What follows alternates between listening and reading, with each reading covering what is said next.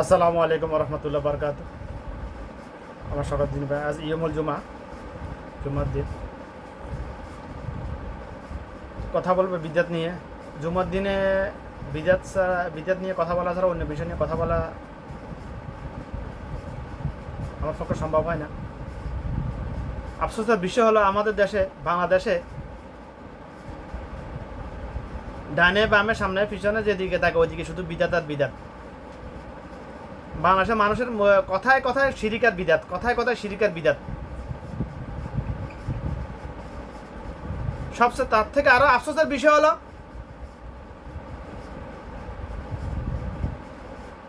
একসময় মানুষ একেবারে অজ্ঞ ছিল, এখন মানুষ কিছু কিছু তথ্য প্রযুক্তির উন্নয়নের কারণে মোবাইলের যে বড় বড় মোবাইলগুলোর উসুলে মানুষ এত কিছু দিনের কথা শুনতে সুযোগ পায়, যখন ইচ্ছে তখন দিনে গ্রহণ করা, দিনে এলেম গ্রহণ করার সুযোগ পায়।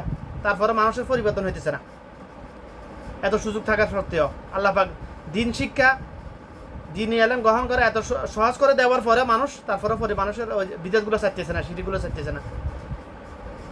কি বলে চাইতেছে না? আর বাপদাদার আমল থেকে করে আসছে, এখন এগুলো কেন সারি কীভাবে ওই হিন্দু ধর্ম অনুসারীদের নেয় কীভাবে কি বলে চাইতেছে না যে বাপদাদারা কি ভুল করে গেছে নাকি? নোয়া নোয়া কাঠমল্লা গুলো হয়েছ তোমরা এখন এগুলার বিজাত করার বলতেছ, এ বলে চাইতেছে না এগুলা। আর বাদ দাদারা যেটা করে গেছে ওটা তাদের হিসাব, তারা যা জানে আল্লাহ জানে, আল্লাহি আলেম। তারা এত এলেম গ্রহণ করার সুযোগ পায় নাই, এলেম গ্রহণ করার জন্য এক জায়গা থেকে অন্য জায়গায়, এক দেশে অন্য জায়গায় যাওয়ার সুযোগ পায় নাই। তাদের জন্য আল্লাহ পাক সহজ করে দেবেন ইনশাল্লাহ হাসরে তাদের হিসাব নিকাশ ইনশাল্লাহ, তারা ভুলবান্দি করে থাকলে। কিন্তু বর্তমান আমরা সময় কথা বলতে হবে সময় উপযোগী, সময় এবং অবস্থানের পরিপ্রেক্ষিতে ভাই। এখন তো আর ওই কথা, বর্তমান যুগের আদম সন্তানগুলো তো আর ওই কথা বলে পার পাইবে না যে আমরা সুযোগ পাই নাই, আমরা দিনে আমাদের কাছে দাওয়াত আসে নাই, আলেমরা আমাদেরকে দাওয়াত দেয় নাই, আমরা সুযোগ পাই নাই। আরে ভাই শয়তানের হাঁটি তো সবার কাছে আছে ভাই, শয়তানের হাঁটি তো সবার কাছে আছে। এটা এটা এটা এটা এটাকে জান্নাতের রাস্তা বানানো যায়, জাহান্নামের রাস্তা যাওয়ার রাস্তা বানানো যায়। তবে আসলে বেশিরভাগ মানুষ এটাকে জাহান্নামে যাবার উসুলে বানিয়েছে।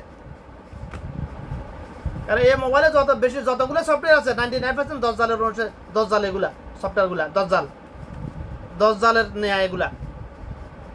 দজ্জাল দুই প্রকার, আল্লাহ পাকের সৃষ্ট দজ্জাল, শয়তান দ্বারা পরিচালিত মানব সৃষ্ট দজ্জাল, মানসবী দজ্জাল। এই মোবাইলে যত সফটওয়্যার আছে এগুলো তো বানিয়েছে কারা? ইহুদি নাসারারা। মুসলমান তো শুধু ধর্ম ব্যবসা নিয়ে ব্যস্ত ভাই। বাংলাদেশের বেশিরভাগ জাহেল, বেশিরভাগ জাহেল ধর্ম ব্যবসায় নিয়ে ব্যস্ত। কিছু সংখ্যক আবু জাহেল, ওরা ধর্ম ব্যবসায় নিয়ে ব্যস্ত। জাহেল কাদেরকে বলছি? যারা আল্লাহর কালাম জানে না, বুঝে না, তাদেরকে জাহেল বলছি। ধর্ম আলেমের লেফাজ ধরি চলতেছে, তারা জাহেল, তারা ধর্ম ব্যবসায় লিপ্ত। আবু জাহেল কারা? যারা আল্লাহর কালাম জানে বুঝে কিন্তু মানে না, যেরকম জেনেছে বুঝেছে ওইরকম মানুষের সামনে পৌঁছায় না, উপস্থাপন করে না, তারা হচ্ছে আবু জাহেলের ন্যায়। উভয় দিকে সমস্যা বাংলাদেশের। আমার কথা হলো, বিষয় হলো বিদাত নিয়ে কথা বলা। বাংলাদেশের মানুষের কথায় কথা বিদাত আর শিরিক, কথায় কথা বিদাত শিরিক আর বিদাত ভাই, কথায় কথা শিরিক আর বিদাত। 4 দিন নিয়া, 15 দিন নিয়া, 40 দিন নিয়া, মৃত্যুবার্ষিকী, জন্মবার্ষিকী, সব এগুলো সব শিরিকের অন্তর্ভুক্ত, সব বিদাতের অন্তর্ভুক্ত। শিরিক আর বিদাত দুইটাই একটা অন্যটা সাংঘর্ষিক নয়, সাংস্পর্শিক, একটা অন্যটার সাথে জড়িত।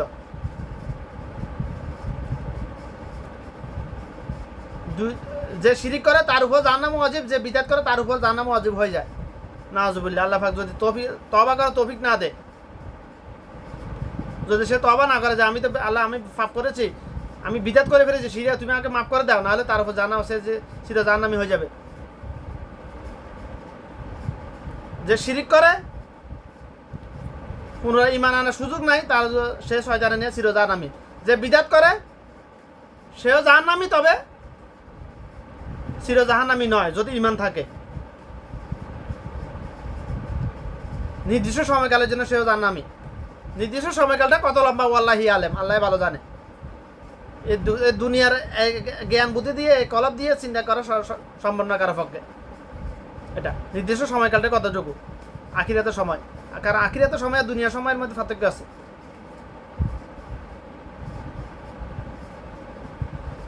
তো মূল কথা বিদাত। আজকে যেহেতু জুমার দিন, ইয়ামুল জুমা, আফসোসের বিষয় হলো বাংলাদেশে মসজিদে মসজিদে বিদাত, 99% মসজিদে বিদাত বিদাত কায়েম করা হয়ে গেছে শত বছর ধর আগে থেকে। ওই বিদাতকে রদ করতেছে না ধর্ম ব্যবসায়ীরা, তাদের ধর্ম ব্যবসা আগাতায় আসবে এর জন্য। কারণ তাদের ধর্ম ব্যবসায়ীদের মধ্যে বেশি ভাগ হচ্ছে আবু জাহেল। ধর্ম ব্যবসায়ীদের মধ্যে বেশি ভাবে হচ্ছে জাহেল, বেশিভাবে ধর্ম ব্যবসায়ীরা আল্লাহর কালাম পরিপূর্ণভাবে আল্লাহর কালাম জানে না, বুঝে না, এই জন্য তারা ও বিদাত কায়েম করে চলেছে, জারি রেখেছে এখনো। 3টা খুতবা দেওয়া, প্রথমে বাংলায় কিচ্ছা কাহিনীকে বলা অনেকক্ষণ, আধা ঘন্টা 1 ঘন্টা, তারপরে আবার আরবিতে খুতবা দেওয়া, সম্পূর্ণ বিদাত। এটা খুতবা হচ্ছে দুইটা মানে আমাদের সাধারণ মানুষ মনে করে একটা, কিন্তু খুতবা হচ্ছে দুইটা দেওয়া, আসলে দুইটা কীভাবে হয়, কিছুক্ষণ খুতবা দেওয়ার পরে বসা হয়, 5-10 সেকেন্ড বসে আবার উঠে আবার খুতবা দেওয়া হয়, এই জন্য খুতবা হচ্ছে 2টা। আর বাংলাদেশে খুতবা দেওয়া হয় 3টা, শুধু বাংলাদেশ না, বাংলাদেশ, ইন্ডিয়া, পাকিস্তান, 3 একই অবস্থা, খুতবা দেওয়া হয় 3টা। এটা 100% বিদাত ভাই। আল্লাহ রাসূল সাল্লাল্লাহু আলাইহি ওয়াসাল্লাম বলে ওয়াকুল্লু বিদাতি দালালা ওয়াকুল্লু বিদাতি ফিল নার। প্রত্যেক বিদাতি গোমরাহি, পথভ্রষ্ট, প্রত্যেক বিদাতি জাহান্নামীদের অন্তর্ভুক্ত ভাই। আফসোসের বিষয় আমাদের দেশে, আমি ছোটবেলা থেকে যেটা শুনে আসি ওটা বলছি, বাস্তব প্র্যাকটিক্যাল বলতেছি, আমি শুনে কথা বলতেছি না। আমাদের দেশে প্রত্যেক জুমার দিন ইয়ামুল জুমা খুতবার শেষের দিকে, প্রায় শেষের দিকে এই হাদিসটা পড়া হয়, ওয়াকুল্লু বিদাতি দালালা ওয়াকুল্লু বিদাতি ফিল নার, এই হাদিসটা পড়া হয়। এবং একেবারে শেষের দিকে সাহাবীদের গুণবাচক বিষয়গুলো নিয়ে কিছু কথা বলা হয়। কিন্তু আফসোসের বিষয় যে জাহেল এই খুতবা, এই কথাগুলো বলে, খুতবা মানে এই খুতবাগুলো পড়ে, খুতবা পড়ার সময় এই কথাগুলো বলে, সে জাহেল, এগুলোর অর্থ বেশিরভাগ জাহেল এগুলো অর্থ জানে না। আর যাতে জানে হাতে যেহেতু মানতেছে না, হাতে আবু জাহেল। খুতবা দিতে হবে জাতীয় ভাষায়, মাতৃভাষায়। বাংলাদেশের জাতীয় ভাষা কি ভাই? বাংলা। আরব দেশে, পুরো আরব গালফের জাতীয় ভাষা কি? আরবি। এই জন্য আরব দেশে খুতবা দেওয়া সুন্নাহ হলো যে জাতির সামনে খুতবা দিতেছ ওই জাতির ভাষাভাষী খুতবা দিতে হবে, ওই জাত। আমি যদি চীন দেশে যাই, যদি কখন আল্লাহ পাক তৌফিক দিয়ে খুতবা দেওয়ার জন্য ওইরকম এলেম দান করে আমাকে, আমি যদি মনে করি চীন দেশে যাই, আমাকে খুতবা দিতে হবে চাইনিজ ভাষায়। এটা হলো সুন্নাহ।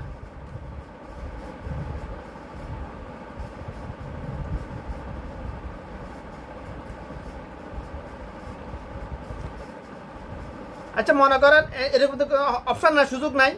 মনে করেন আল্লাহ পাক যদি রাসূল সাল্লাল্লাহু বাংলাদেশে পাঠাইতেন, তাহলে রাসূল সাল্লাল্লাহু ভাষা কী হইতো? বাংলা হইতো। তাহলে হাদিসগুলো কী ভাষায় লেখা হইতো? বাংলা। এবং বাংলা ভাষাকে পুরো বিশ্বের মানুষ বাংলা ভাষা শিখে লাগতো। হাদিসের তাফসীর বুঝতে হলে, হাদিসের অর্থ বুঝতে হলে, হাদিসের উপর আমল করতে হলে বাংলা ভাষা শিখে লাগতো। এরকম হতো। মুসা আলাইহিস সালামের ভাষা কি? ঈসা আলাইহিস সালামের ভাষা কি? দাউদ আলাইহিস সালামের ভাষা কি?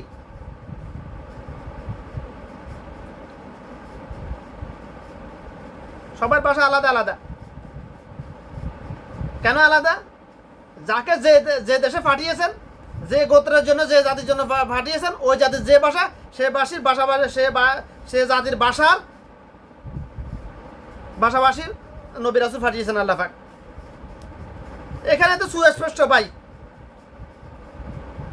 যে খুতবা দিতে হবে স্বজাতির ভাষায়, জাতীয় ভাষায়, রাষ্ট্রীয় ভাষায়, মাতৃভাষায়।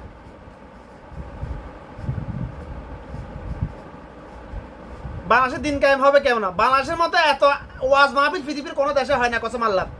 তারপরে দিন কেন কায়েম হচ্ছে না, ফজর হচ্ছে না? কারণ বেশিরভাগ ধর্ম ব্যবসায়ী ভাই, বেশিরভাগ বিদাতি, বেশিরভাগ জাহেল। কিছুর সঙ্গে আলেম আছে, তাদের মধ্যে বেশিরভাগ আবু জাহেল। আলেম কারে বলা হয়? যে আল্লাহর কালাম জানে, বুঝে, মানে। যে আল্লাহর কালাম জানে, বুঝে, তাকে বলা হয় আলেম। যে আল্লাহর কালাম জানে, বুঝে, সে হচ্ছে যেরকম জেনেছে সেরকম মেনেছে, সেরকম মানুষের সামনে উপস্থাপন, সে হচ্ছে সাহাবীদের নিয়ে আলেম।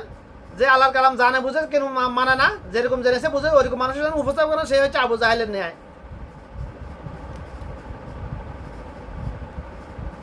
একটা বিধান, প্রথম যে বিধানটা বানাসে ইয়মুল জুমা, প্রত্যেক ইয়মুল জুমা করা হয়, জুমার দিন করা হয়, লাল একটা ডিম লাইট জ্বালায় রাখে, নিচে দিয়ে লিখে রেখেছে ওই জাহেলগুলা লাল বাতি জ্বালানো অবস্থা শূন্যতে নিয়ত করবেন না কেউ, পরবর্তীতে সুন্নত ফটার সময় দিব, আগে আমার মতো জাহেলের কথাগুলো শুনো তোমরা তারপর। অথচ এই বিধানটাকে রদ করার জন্য একটা সহিহ হাদিসে তো যথেষ্ট।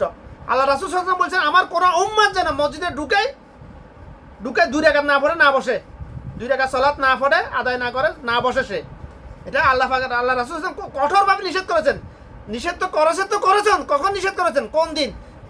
ইয়ামুল জুমার দিন। আপনারা সবাই জানেন খুতবা পড়ার সময় কথা বলা হারাম, খুতবা শোনা ওয়াজিব। সে খুতবা বন্ধ করে আল্লাহ রাসূল সাল্লাল্লাহু আলাইহি ওয়াসাল্লাম বলছেন, ফাসাল্লাই, তুমি কি 2 রাকাত পড়েছ? লম্বা ঘটনা, এক সাহাবী মসজিদে আল্লাহ রাসূল সাল্লাল্লাহু আলাইহি ওয়াসাল্লাম খুতবা দিতেছেন, আর ওই সাহাবী এসে বসে পড়লেন। কেন? সাহাবী ওই হাদিসে জানেন খুতবা শোনা ওয়াজিব, এই জন্য বসে পড়লেন। তাছাড়া খুতবা দিতেছেন তো দিতেছেন, কে দিতেছেন? যার উপর আল্লাহ পাক কথাগুলো নাজির করেছেন, সেই খুতবা দিতেছেন, খুতবা দিতেছেন। তো এটার গুরুত্বের দিক বিবেচনা করে ওই সাহাবী বসে পড়লেন যে আমি সময় আমার জন্য খুতবা শোনাটা উত্তম, বসে গেলেন। মিম্বারে যে থাকে একজন ইমাম, যখন মিম্বারে উঠে সে একেবারে ছোট বাচ্চা ভিতর সবাইকে সে দেখতে পারে, এই জন্য মিম্বারটা উঁচু হয়। স্কুলে, প্রাইমারিতে না, হাই স্কুলে এবং কলেজে লেকচারার যেখানে দাঁড়ায় ওখানে একটা টেবিল বানানো হয় উঁচু করার জন্য। কেন জানেন এটা? যাতে একেবারে ফিসের টেবিলে যে সে যদি কোনো শয়তানি করে সে দেখতে পারে, এই জন্য। প্রাইমারি স্কুলে কেন এটা টেবিলটা বানানো হয় না? প্রাইমারি স্কুলে তো সবাই ছোট, শিক্ষক থাকে বড়, তার জন্য টেবিলের প্রয়োজন নাই। আর হাই স্কুলে এবং ইন্টারমিডিয়েটে বলেন, ওরা তো শিক্ষক ছাত্র সবাই সমান, সবাই একে আই লেভেলে, এই জন্য তাদের ওখানে লেকচারারদের জন্য একটু উঁচু টেবিল বানানো হয়, ওখানে একটা চেয়ার দেওয়া থাকে, কিংবা একটা সামনে একটা উঁচু একটা থাকে। যাই হোক, ওইদিকে গেলাম না। তো সাহাবী এসে বলে গেল, রাসূল সাল্লাল্লাহু আলাইহি ওয়াসাল্লাম খুতবা দিয়ে এমন খুতবা বন্ধ করে বললেন, সাহাবীকে লক্ষ্য করে, ফাসাল্লাই, তুমি কি 2 রাকাত পড়েছ? অথবা সাহাবী বলেন, না ইয়া রাসূলুল্লাহ। তখন রাসূল সাল্লাল্লাহু আলাইহি ওয়াসাল্লাম বলছেন, কুম সাল্লু রাকাতাইন, উঠো 2 রাকাত পড়ে তারপর বসো। অতবার আল্লাহ রাসূল সাল্লাল্লাহু আলাইহি ওয়াসাল্লাম এভাবে মানে জোরালোভাবে বললেন, আমার কোনো উম্মত যেন মসজিদে ঢুকে 2 রাকাত না বসে, না পড়ে, না বসে, 2 রাকাত সালাত আদায় করে না বসে। এখানে মুহাদ্দিসগণ বলেছেন এটা ওয়াজিবের ন্যায়। এই হাদিসের তাকিক করলে যেটা বুঝতে পারিছি আমি, অর্থ হাদিসের অর্থ বলা, একটা আরবি পড়া এবং বাংলা অনুবাদ করা, এটা দ্বীনি ইলম নয়, এটা শিক্ষা নয়। এটার বিশ্লেষণ করতে হবে, বিশ্লেষণটা বুঝতে হবে, তাফসীর বুঝতে হবে মূলত। আল্লাহ এই হাদিসের আল্লাহ রাসূল সাল্লাল্লাহু আলাইহি ওয়াসাল্লাম যে ভাষাগুলো ব্যবহার করছে, এখানে ভাষাগুলো গুরুত্বের দিক থেকে বিবেচনা করে বোঝা যায় এটা ওয়াজিবের ন্যায়। মসজিদে আপনি যে কোনো মসজিদ আল্লাহর ঘর কার? আল্লাহর, বা মসজিদ আল্লাহর ঘর বাইতুল্লাহ, মানে মসজিদ বাইতুল্লাহ মানে বাইত মানে বেতের ফার্স্ট বাংলা হচ্ছে বাড়ি ঘর, আল্লাহ মানে আল্লাহ, মসজিদ বেত আল্লাহ বাইতুল্লাহ মানে মসজিদ হচ্ছে আল্লাহর ঘর। আল্লাহর ঘরে ঢুকবেন, আপনি যা মন চায় তা করবেন, মন চাইলে বসে থাকবেন, ঢুকে বসে যাবেন, এটা হতে পারে না। আল্লাহর ঘরে ঢুকে বসতে হলে আপনাকে আগে 2 রাকাত আগে কপাল মাথা নত করতে হবে আল্লাহর কাছে, তারপর আপনি বসার ইজাজত আছে আপনার জন্য। আপনি যখনই ঢুকবেন কেন আপনি বিনা প্রয়োজনে? মসজিদ তো ঘুমানোর জায়গা নয়, মসজিদ তো গল্প গুজব করার জায়গা নয়। যখনই মসজিদে ঢুকবে অজু করে ঢুকতে হবে, এই হাদিসের পরিপ্রেক্ষিতে যেটা বোঝা, অজু করে ঢুকতে হবে এবং 2 রাকাত পড়ে তারপর বসেন, আপনি ঘুমান, অসুবিধা নেই। এটা তো অন্য সময়ের কথা বলছি। যদি নামাজের টাইমে মসজিদে ঢুকা হয়, যদি 3 মিনিট 2 রাকাত সালাত সহি শুদ্ধভাবে খুশু সহিত আদায় করতে 3 মিনিট, সর্বোচ্চ 3 মিনিট আগে ছোটো সূরা দিয়ে 3 মিনিট যদি সময় থাকে তাহলে আপনাকে পড়তে হবে। যদি সময় না থাকে 2 মিনিটের পড়া সম্ভব নয়। যদি সময় না থাকে 2 রাকাত সালাত আদায় করার জামাতের পূর্বে, তাহলে আপনাকে দাঁড়িয়ে থাকতে হবে। এটাই মুহাদ্দিসগণের মত। দাঁড়িয়ে থাকলে কি হবে? কেন দাঁড়িয়ে থাকলে আপনি বসে গেছেন, বসে গেলে আপনি গুনাহগার হবেন। আপনি হাদিসটা অমান্য করেছেন বসে গেলে, তাহলে অমান্যকারীদের মধ্যে পড়ে যাবেন, নাউজুবিল্লাহ। এই জন্য আপনি যদি দাঁড়িয়ে থাকেন, তাহলে দাঁড়িয়ে থাকে একেবারে শুরু হলে যদি জামাতে দাঁড়িয়ে যান, তাহলে আপনার মসজিদে ওই হাদিসটা আমল হয়ে গেল, জামাত সলাতে আদায় হয়ে গেল, আপনার ফরজটা আদায় হয়ে গেল। আগের হাদিসটা হাদিসের উপর আমল হয়ে গেছে, জামাতে সালাত আদায় করা ওয়াজিব, এই হাদিসের উপর আমল হয়ে গেছে আপনার। দুইটা আমল হয়ে যায় যদি দাঁড়িয়ে থাকতে হবে। এখন কে কার কথা শুনে ভাই? হ্যাঁ, আলহামদুলিল্লাহ আমি দাঁড়িয়ে থাকি। 3 মিনিট সময় পাইলে তো আমি পড়ে 2 রাকাত আদায় করি ইনশাল্লাহ, আলহামদুলিল্লাহ। যদি সময় না থাকে আমি দাঁড়িয়ে থাকি। দাঁড়িয়ে থেকে আমি কি করি? কিছু করি না, এরকম দাঁড়িয়ে থেকে আমি সূরা ইখলাস পাঠ করি। 3 বার পাঠ করলে তো ভাই এক খতম কোরআন মাঝে সূরা ফাতিহা থেকে নাস পর্যন্ত পড়লে যে নেকি খুশু সহিত তরতিলার সাথে পড়লে যে নেকি, ওই নেকি আমার আমলনামায় লেখা হয়ে গেছে ভাই। আর কি? কোরআন মাজিদ তেলাওয়াত করা সুন্নাত, তেলাওয়াত করার জন্য বলেছে, তার মানে এনে তো দেখে পড়তে হবে, তেলাওয়াত করতে হবে আপনাকে না। এটা সম্পূর্ণ বিদ্যাতিকতা, এটা সম্পূর্ণ ভুল ধারণা আমাদের। দেখে পড়তে হবে, বাধ্যতামূলক না। তো কোরআন মাজিদ আল্লাহ তেলাওয়াত করার জন্য বলেছেন, আপনি মুখস্থ তেলাওয়াত করেন না।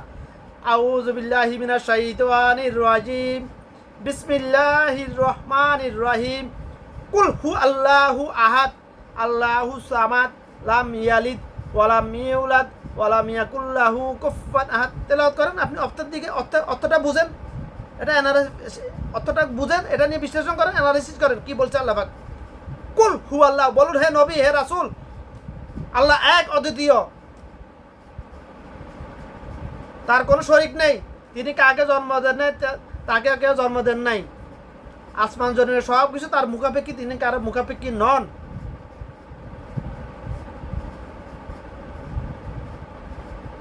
তো আমাদের একমাত্র মুখাপেক্ষী হতে হবে একমাত্র কার? আল্লাহ পাকের উপর, আল্লাহ পাকের দিকে আমাদের ভরসা করতে একমাত্র কার উপর? আল্লাহ পাকের উপর।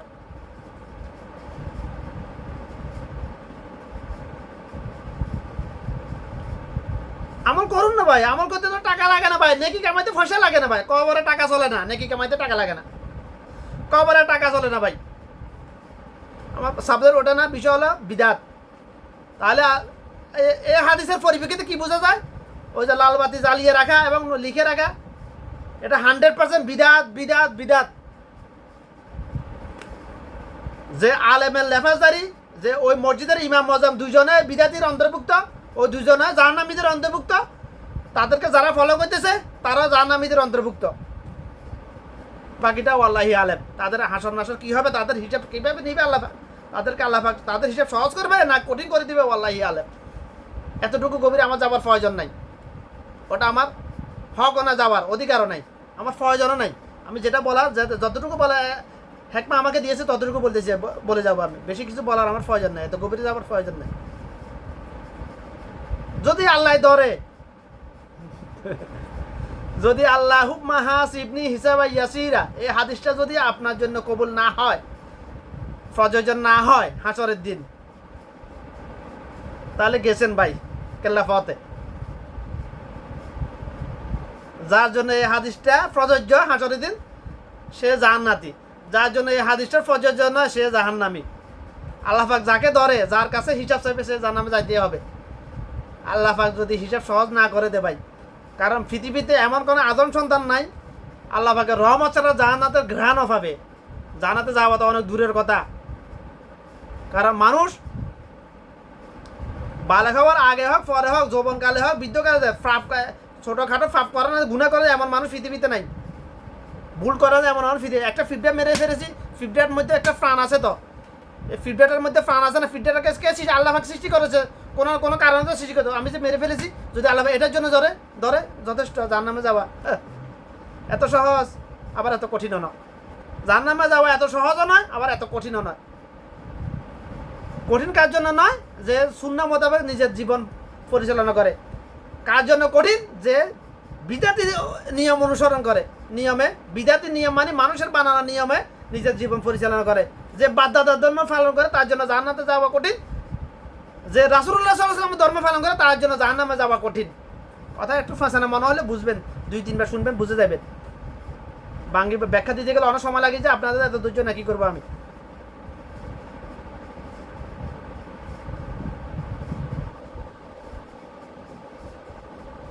যারা মসজিদে আসেন হাসানা কামানোর জন্য, নেকি কামানোর জন্য, তারা সুন্নাহ মোতাবেক আমল করবেন ইনশাআল্লাহ। আর যারা মসজিদে আসেন সাইয়্যাত কামানোর জন্য, অর্থাৎ গুনাহ কামানোর জন্য, তারা বাদাদা ধর্ম অনুসরণ করেন ইনশাআল্লাহ, অসুবিধা নাই।